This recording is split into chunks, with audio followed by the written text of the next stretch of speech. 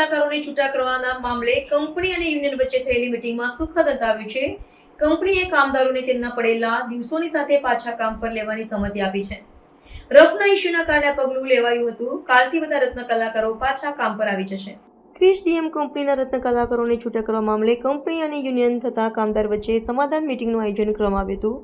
મીટિંગમાં આ બાબતનો સુખદ અંત આવ્યો છે. મીટિંગમાં રત્ન કલાકારોને પડેલા દિવસોની સાથે કામ ઉપર પરત લેવા કંપની દ્વારા સહમતિ દર્શાવી હતી.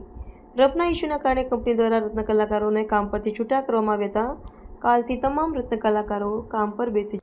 અમેરિકા દ્વારા જે ટેરિફ લગાડવામાં આવ્યું હીરા ઇન્ડસ્ટ્રી ઉપર સૌથી મોટું આપણે આ ખતરો કહી શકાય, અને 40% એક્સપોર્ટ આપણે અમેરિકા સાથે ધરાવીએ છીએ. તો સ્વાભાવિક છે કે ઇન્ડસ્ટ્રીની અંદર, ડાયમંડ ઇન્ડસ્ટ્રીની અંદર એક્સપોર્ટ ઓછું થાય તો કામ ઓછું થાય અને કારીગરોની જોબ રોજગારી જવાની શક્યતા રહી. ગઈકાલે ક્રિશ ડીએમના રત્ન કલાકારોને 80 જેટલા રત્ન કલાકારોને છૂટા કરવામાં આવ્યા હતા. અમારી પાસે ફરિયાદ આવી હતી. ત્યારબાદ મીડિયાના મિત્રોના સહયોગથી અને મીડિયાની અંદર મામલો પ્રજ્વલિત થતા આજે તમામ જે લોકો છે એ લોકોનું આજે કંપની, કામદાર અને સંચાલકો, કંપની, કામદાર અને યુનિયનની એક બેઠકનું આયોજન કરવામાં આવ્યું હતું. આ બેઠકની અંદર સુખદ સમાધાન થયેલ છે. જ્યાં સુધી કારીગરોને કામ ન મળે ત્યાં સુધી પડેલા દિવસોના પગારની સાથે એમને કામ ઉપર રાખવા તૈયાર થઈ ગયા છે અને આ સુખદ સમાધાન થયું છે. માલિકો દ્વારા એવું કહેવામાં આવ્યું હતું કે અમારી પાસે રફ નથી તો અમે કામ કઈ રીતે આપીએ.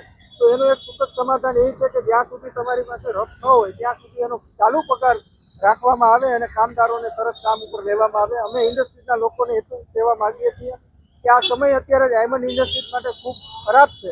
તો આ સમયની અંદર તમારો જે પરિવાર છે, જે રત્ન કલાકાર છે, એને છૂટા ન કરો, કામથી વંચિત ના કરો અને બધાએ એકબીજાની અરસપરસ સપોર્ટ કરી અને આ સમયમાંથી પસાર થવા માટેની એક આપણે ઝુંબેશ શરૂ કરવી જોઈએ અને કામદારોને છૂટા ન કરે એવી જ ઇન્ડસ્ટ્રીના લોકો પાસે અપેક્ષા રાખું.